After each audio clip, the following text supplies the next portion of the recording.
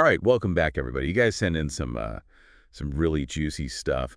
It's about the Nordic Virtual Season 3. Yeah, lots of forum posts, and even a couple of leaked documents, it seems like. Yeah, it definitely seems like the off-season hasn't been so quiet this time. Definitely not quiet. And especially you requested, what was it? The Fur League, right? That's right, Booth Fur League. So thorough and imaginative and all that good stuff. Yeah, and we've got a lot to unpack here, judging by what you've sent. It looks like Season 3 is going to be a roller coaster. Oh, yeah. So Season 2, just to set the stage, ended with Tom Tarosa won, right? Kind of dramatic, kind of last minute. Yeah, it was a real nail-biter of a finish. But, you can't forget about T-Bus Alex. He was right there, the whole season just racking up points. Yeah, consistently. So it's like that classic, do you go for consistency or that last minute, that clutch win? Right, and it feels like that that theme, comes up a lot in what you've sent over. Like Gawain, he had such a consistent season, and his fan base, it just exploded. Yeah. And then you have someone like Infeet.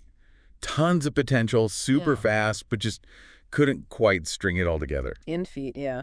He's capable of amazing things, but the consistency just wasn't there. Not there. Yeah. And Jape, right.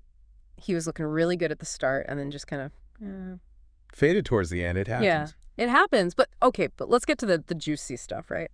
This is what everybody wants to know. Team changes for Season 3.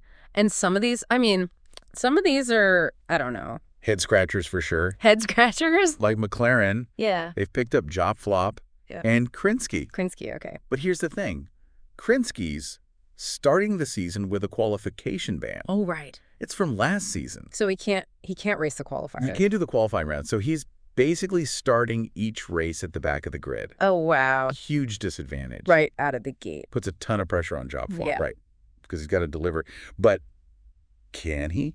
After last season. Yeah, that's the big question mark. It is. Right? Big question mark. Looking at all the stuff you sent over, it seems like a lot of teams are going with, experience over just, raw talent this year. Yeah, I think that's a good observation. Red Bull's the perfect example. They let T-Bus Alex go and picked up Coitron and McStones. These guys are veterans. Yeah. It's like they're saying, okay, we're not going to gamble on a rising star. We need consistency. We need a calculated approach. Right, play it safe. So Red Bull's playing it safe. But Ferrari, Tom Tarosa's staying on. That makes sense. He's the champ. But Rex is a wild card. Yeah. We know he has potential, but this is a big jump for him. Yeah. Huge step up. And there's a lot of buzz, actually, in a lot of these forum posts about whether he can handle being Tom Tarosa's teammate. Yeah. The pressure, Yeah, the pressure's on. Yeah. And then you have Haas, right? They went with Infeet and Cronex. Yeah, that seems like the classic speed versus consistency dilemma. Will Infeet's talent finally translate into results? Can he keep the car on the track? String it together, yeah. Right. And then you have Cronex. He's Mr. Reliable. Solid. If they can figure out how to complement each other, that could be a dangerous pairing. And then Mercedes. Oh, boy. Gawain and T-Bus Alex. I know. Together. The power couple of the season. Right. On paper, unbeatable. Gawain, consistent as always. T-Bus Alex at that raw speed. If they click, forget about it. Watch out. But, can they click? T-Bus Alex has always been, kind of a lone wolf. Very aggressive. Yeah, and that's the big question. Right. Can he adapt to sharing the spotlight? Yeah, exactly. I'm also kind of curious about Kick Sauber. They went with Hollow and Krelian. Yeah, that's a tough one to call. Yeah. Hollow has a lot of potential. He's a young driver, wants to prove himself. Right. Krelian, on the other hand, well, last season wasn't his best, so maybe a chance for redemption. A comeback story. Yeah. Speaking of comebacks, Williams has Fruxip. Oh, Fruxip. And Magnus. Oh. Fruxip, he's brilliant one race. And then completely off the pace the next. It's frustrating to watch. Inconsistent, right? That's the word that keeps coming up in everything you sent. Yeah. Magnus, though, he could be a real contender for a top 4 spot. Yeah. But can he achieve that with Williams? Yeah. That's the question. Big question. And then finally you have Racing Bull with Dan Haddon Potato. Yeah. Yeah. Looks like they're going for that veteran experience, never say die attitude. Old guys. The old guard. Yeah. Who knows? Maybe they'll surprise some people. Everyone loves an underdog story. Right. Underdog story. Now, you wanted Fur League, right? You want us to, dive deep. So let's move beyond just the driver changes and get into some of the specifics. What about the tracks? Yes, the tracks. 12 races this season, coast to coast. And there's a rumor, actually, that they might be adding a new track to the mix. Ooh, a new track. A new track. And you specifically mentioned that you were hoping for some elevation changes this year. Yeah, some hills. Some hills, some tight corners. Really test those drivers' skills. That'd be cool. That would definitely shake things up. And what about weather? I mean, we're talking Nordic countries here. Anything's possible, right? Anything is possible. I mean, imagine a race with a sudden fog bank rolling in. Ooh. Or even, a freak snowstorm. Yeah, imagine that. Chaos. Chaos, yeah.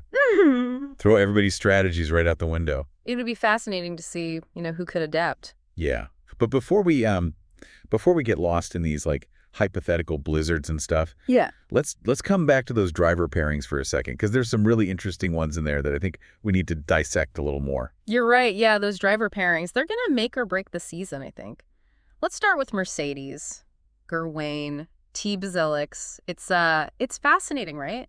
Because their styles are so different. It's like Mercedes is trying to, I don't know, have their cake and eat it too. Yeah, exactly. Get those consistent points with Gerwain, but also have T. Alex there to pull out those crazy risky moves. Right, and then the question becomes, how do they manage them?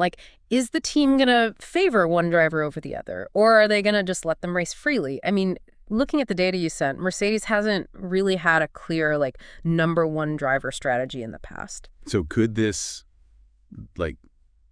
create tension in the team?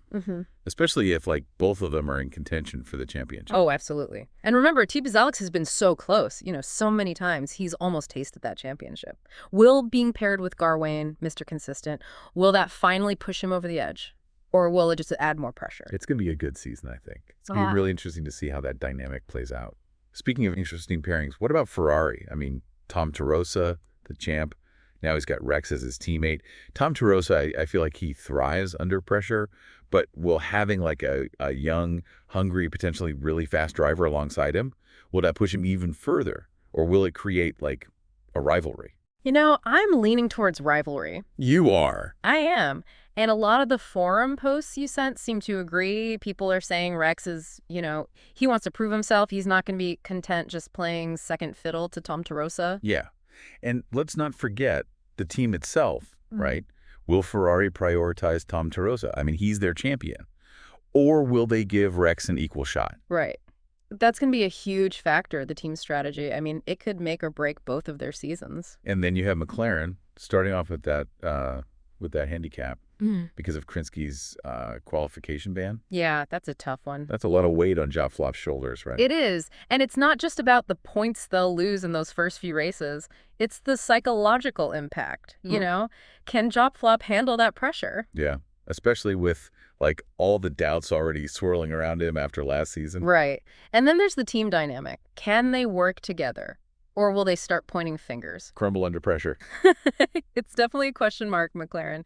So we've got potential rivalry at Mercedes, potential rivalry at Ferrari, and a big question mark over McLaren. What about the rest of the teams? Any that you're particularly intrigued by? Well, Williams is definitely one to watch. Fruxapi, right? So inconsistent. You never know what you're going to get with him. Yeah. One race he's amazing, the next race he's spinning out on the first lap. Exactly. It's going to make for some exciting races, that's for sure. And then there's Magnus. He could be a real contender for a top 4 finish, but will he be able to, stay consistent within Williams? Or will he get caught up in Fruxapi's chaos? That's a good question. And Racing Bull. For those veteran drivers, do you think they can pull off some upsets? It wouldn't surprise me. Experience counts for a lot in this sport. And then there's a huge Furlig aspect, right? We got to speculate, wild card scenarios. We talked about crazy weather. But what about those tracks? You mentioned you wanted some challenging elevation changes, tight corners. Yeah. Imagine a track with a blind corner at the top of a hill. Oh, that would be insane. Right. People flying off the track left and right. Yeah. Or a hairpin turn. Yeah. Right before the finish line. Oh, talk about some last-minute drama. Oh, my gosh, that would be... That's the kind of stuff that, really favors drivers like T.B. Alex, The aggressive ones. The risk takers. Yeah, yeah. And we can't forget about, mechanical failures, unexpected incidents. Right. A sudden downpour, a safety car, a rogue drone. Remember that race a few seasons ago Where that squirrel ran onto the track. Oh, yeah. Chaos. Chaos. That's what makes this sport so great, though. You just never know what's going to happen. Yeah, that's what keeps the fans on the edge of their seats. It's that unpredictability on top of what's already an incredibly competitive field. But, I think even with all these unknowns, we can start to form some early opinions about who might have an edge going into the season. All right, so let's put on our prediction hats. Who are you betting on? Well, if I had to put money on it, I think I got to go with Mercedes. Garwain and Tibazalix, I mean. That's a tough combo to beat. If they can figure out how to work together, they could really dominate. It's funny you say that because I was thinking about that earlier. We were talking about their driving styles. Tibazalix, he's so aggressive, right? Yeah. And Garwain's, Mr. Consistency. I mean, do you think, those contrasting styles, could it actually be a good thing? I think it could be. I mean, think about it. Garwain's steadiness could be exactly what Tibazalix needs, to avoid those mistakes, those moments of madness that can cost you a race. Right. And on the flip side, Tibazalix is willing to take risks, and that could be huge when it comes to overtaking, grabbing those bonus points. Yeah, so they'd have all the bases covered. But, Ferrari, we can't count him out. Tom Chirosa, he's the champ for a reason. And Rex, he's shown he could be fast. He has, and Ferrari's really good at, developing young drivers. They have a system. But, the question is, can they create an environment where both drivers can succeed? Or is it going to turn into, a toxic rivalry? Yeah, internal competition can be good, but it can also be really destructive. Exactly. We talked about how a lot of teams are going with experience this year. But there are still some wild cards out there. Haas, for example. Mm-hmm. Do you think Infeet can finally break through? The talent's there, right? We've seen it. He can be incredibly fast. But can he do it consistently? That's the question. And a lot depends on Cronex, too. Can he be that steady, supportive teammate? Right, like The Rock. Exactly. They don't need to win every race. They just need to be consistently in the points. And then there's that whole midfield battle, which is, always a toss-up. Williams, Racing Bull, Kick Sauber, they could all shake things up. Oh, yeah. Williams is interesting. You got Fruxip, who's, he's Fruxip. Yeah. You never know what you're going to get. Right. Go back. But Magnus, he's got potential. And Racing Bull, those veterans, they might surprise some people. Don't underestimate experience. So it seems like we've covered it all. Driver pairings, team strategies, rivalries. We even talked about squirrels on the track. And weather and those crazy track designs. We got early. We did. So listener, you're now armed with all the knowledge you need to dominate your fantasy league. And more importantly, you have a deeper understanding of the sport. You know what to watch for. The decisions, the rivalries, the triumphs, the heartbreaks. Yeah, it's like having X-ray vision. You can see right through all the noise and understand what's really going on. And remember, this is just the beginning. The real fun starts when the season kicks off. That's right. So buckle up, get ready for some amazing racing. And remember, in Nordic Virtual, anything is possible. Absolutely anything.